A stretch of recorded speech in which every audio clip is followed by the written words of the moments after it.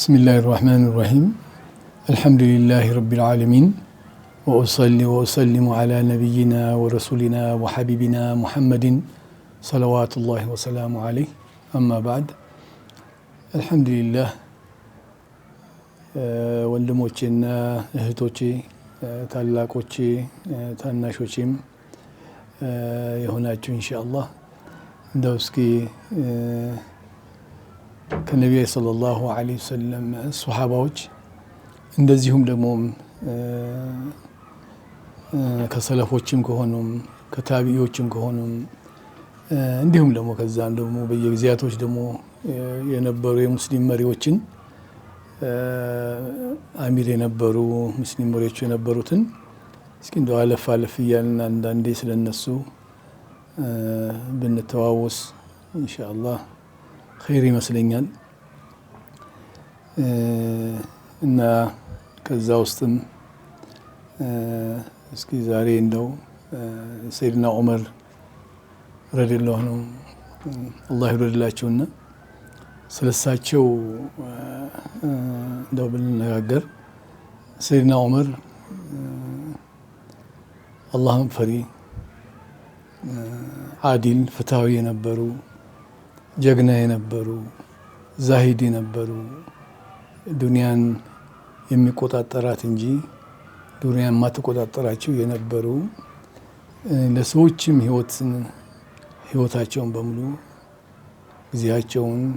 ጊዜያቸውን ሀያታቸውን እድሜያቸውንም ለኡማ የሰጡ ታላቅ ሱሐቢ ነበሩ ሰይድና ዑመር።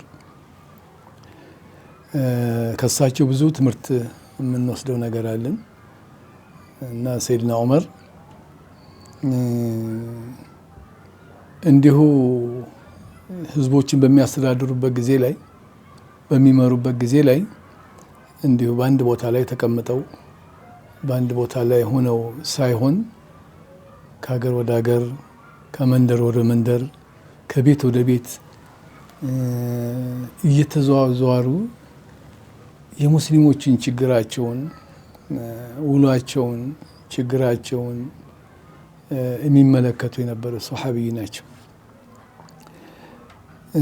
ከህዝቦቻቸው ጋርም አብረው ደስታን የሚያሳልፉ ህዝቦቻቸውም ሲያዝኑ አብረው የሚያዝኑ ህዝቦቻቸውም ሲከፉ አብረው የሚከፉ የነበሩ ታላቅ መሪ ናቸው ሰይድና ዑመር። አንድ ወቅት ላይ እንዲሁ ሁሌ ከቤት ቤት እየሄዱ ከመንደር በመንደር እየሄዱ የሙስሊሞችን አህዋል ሁኔታ ያጣሩ ነበረ እና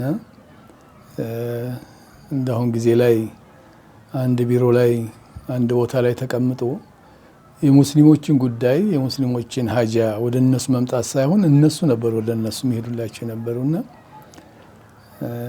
አንድ ወቅት በመንደር ውስጥ ላይ እያለፉ እያሉ ወደ አንድ ቤት አካባቢ ላይ እያለፉ ጠጋ ሲሉ ድምጽ ይሰማሉ ሰይድና ዑመር እና ያንን ድምጽ የሚሰሙት ድምጽ ምንድነው? እዛ ቤት ውስጥ ላይ ህፃናቶችና ባሏ የሞተባት ሱሐቢት ነበረችና እና እዛ ላይ እሷ ምን ትላለች? ይሄው ዑመር ከመጣ በኋላ ተራብን ተቸገርን ያለች ድምጿን ታሰማለች ለልጆቿ መሀል ማለት ነው። እዚህ ጊዜ ላይ እሳቸው ደነገጡና ይሄን እንደሰሙ ወደ ቤቱ አንኳኩተው ወደ ቤቱ ላይ ሰላም አለይኩም ብለው ወደ ቤቱ ገቡ። ሲገቡ ምን ሆናችሁ ነው? ምንድነው ችግራችሁ? ብለው አለቻቸው አሏት። ሲሏት ጊዜ ያው ይሄ ዑመር ከመጣ ወዲህ እሳቸው አላወቀቻቸውም እሳቸው መሆናቸውን። ዑመር ከመጣ ወዲህ ያው እንግዲህ ይኸው ተራብን ተቸገርን ታረዝን ብላ ትላቸዋለች። በኋላ ምን ያሉ ሰይድና ዑመር ታዲያን ሁሉ እንዴት አድርጎ ያውቃል እና እንዴት ሊያውቅ ይችላል? እና ሲሏት ጊዜ ምን አለቻቸው? ታዲያ እኛ ላይማ እንዴት አድርጎ ነው መሪ የሚሆነው? የኛ ሁኔታ ማያ ከሆነ ለምን አሚር ሆነ ትላቸዋለች። እዚህ ጊዜ ላይ ደነገጡ ሰይድና ዑመር በጣም ደነገጡ። ልክ ቤቱ ወጡ። በጣም እየፈጠኑ ወጡና ከሳቸው ጋር ከነበረው ሰራተኛቸው ኻዲማቸው ጋር አብረው ወጡ እና አስለም የሚባለው ኻዲሙ የሮጡ ይሄዱና በፍጥነት ሄደው ወደ ቤተል ማል ሄዱ።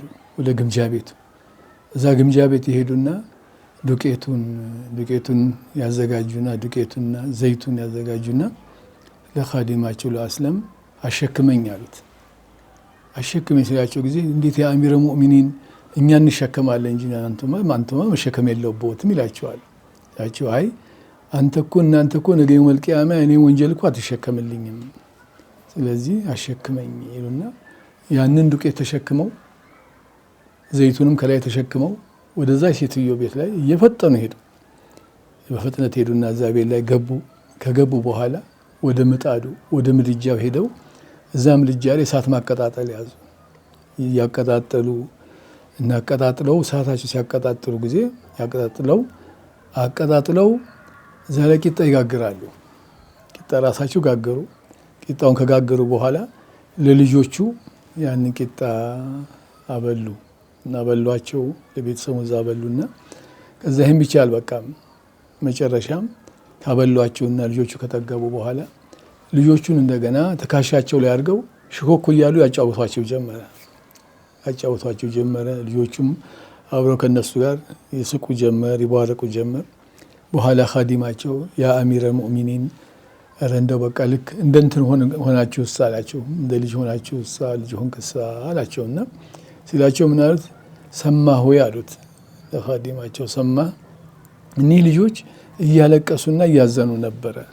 እስኪ እንደው አሁን እንኳን ፈገግታቸውና እንደው ይሳቁና አላህ ሱብሓነሁ ወተዓላ ያንን እንደው ሐዘናቸውን አላህ እንደው በደስታ ገልጾ አላህ ወንጀልን የሚመረኝ ነው ብዬ ነው አሉት። ተመልከቱ፣ ይህን የመሳሰለ ባህሪ ሲፋን የነበራቸው ተዋዶ የነበራቸው እና ኃላፊነትን በእነሱ ላይ ከባድ ነው። ሱሐባዎቹ ኃላፊነትን የሚቀበሉት እንኳን ግድ ነው በመቶ ከተቀበለባቸው ለዛ ነገር ለኃላፊነታቸው ከፍተኛ መስዋዕትነት ያደርጋሉ፣ ሐቁን ያሟላሉ፣ በትክክል የሚገባውን ነገር ለማድረግ ይጥራሉ። ይህን የመሰሉ ናቸው የነበሩት እና ሰይድና ዑመር። ከዛም እንደዚሁ በሌላ ጊዜ ላይ በሌላ ወቅት ላይ አሁንም እንደ በፊቱ እንደሚያደርጉት ከቤት ቤት በሚዟዟሩበት ጊዜ ላይ ሲዟዟሩ አሁንም አንድ ቤት ላይ ድምጽ ይሰማሉ። ያው ቤቶቹ ብዙ ጊዜ እና እዛ ቤት ላይ ያሉት በበሩ አካባቢ ላይ ሲደርሱ ድምጽ ሲሰሙ ቤት ውስጥ ላይ ሰዎች ይነጋገራሉ። ሴቶች ናቸው ይነጋገራሉ። እሷም እናትየዋ እና ልጅ ነች። አንድ ልጃገረድ ልጅ ዋጋ ሆና እናትየዋ ምን ትላታለች? እናትየዋ ለልጅቱ ምን ትላለች? ወተቱ ላይ ውሃ ጨምሪበት እና ውሃ ጨምሪበትና ወተት ነበር የሚሸጡት እና ወተት ነው የሚሸጡት እና ወተት ጨምሪ ወተቱ ላይ ውሃ ጨምሪበት ትላታለች። እናት ልጅቱ ደግሞ ምን ትላለች? አይ አልጨምርም፣ ጨምሪበት። አይ አሚረ ሙእሚኒን እኮ ዑመር ከልክሏል፣ ውሃ እንዳንጨምር ከልክሏል፣ ሐራም ነው ስላለ አልጨምርም ትላለች። ከህን እንዳለች መጨረሻ ሰይድና ዑመር ቤቱን አንኳክተው ገቡና ከዛ በኋላ ሁኔታቸውንም አዩ እና ልጅቱን እሳቸው ማንነሽ ሲሉ ያዩታል። እሷን የእሷ ልጅቱን ሁኔታ በማይበት ጊዜ በጣም አመስግነው ካደረጉ በኋላ በቀጥታ ወደ ልጃቸው ሄዱ። ልጃቸውን ይዘው መጡ። ልጃቸውን ሰይድና ዑመር ልጃቸውን ይዘው ወደዛ ቤት ይዘው መጡ እና ልጃቸውን ይዘው ከመጡ በኋላ አሲም የሚባል ነው ልጃቸው የነበረው እና አሲም ልጃቸውን ይዘው መጥተው እኔችን ልጅ አግባት፣ ሷሊህ ልጅ ነች፣ አላህን ፈሪ ነች እና አግባት ይሉታል። እሱም መርሐባ እሺ አባቴ እሺ ፈቃደኛ ነኝ ይላል። ልጅቱም ደግሞ የቲም ነበረችና ከእናትያ ጋር ሆና ፍቃዷን ጠየቋት። እሷም ደግሞ መርሐባ አለች። ያችን ሷሊህ ሴት አሲም ልጃቸውን ዳሩ። ከዛ ከዚህ ቤተሰብ ላይ ማን ተወለደ? ሰይድና ዑመር ብን አብዱል አዚዝ ተወለደ። አምስተኛው እንደ ኢብኑ ከሲር አይነት እንደ ሱፊያን ሰውሪ አይነት ዓሊሞች አምስተኛው ኸሊፋ አዲሉ ያው አምስተኛው መሪ ብለው የሚሉት ሰይድና ዑመር ብን ዓብድልዓዚዝ ከዚህ ቤተሰብ ላይ ተወለደ።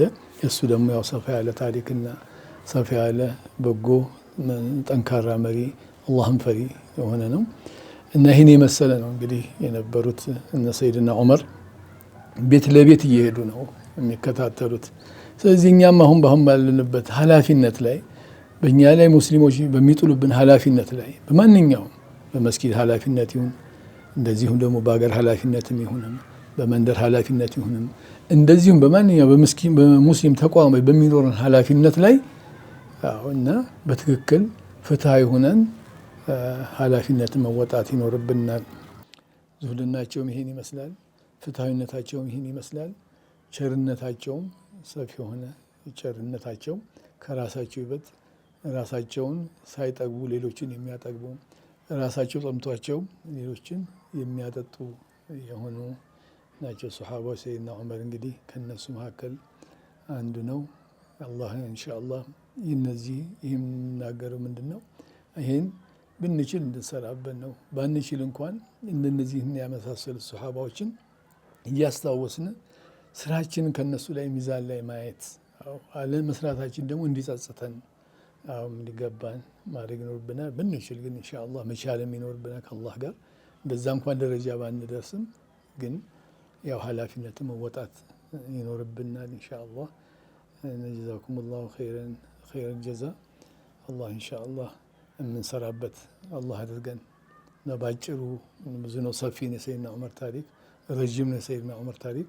ግን እንደው ባጭሩ እንደው አንድ ለማስታወስ ብዬ ነው ይሄን ያልኩት። ኢንሻአላህ ሌላ ጊዜ ደግሞ ኢንሻአላህ በሰፊው ደግሞ ኢንሻአላህ እንነጋገራለን ኢንሻአላህ። ሰላም አለይኩም ወራህመቱላሂ ወበረካቱሁ።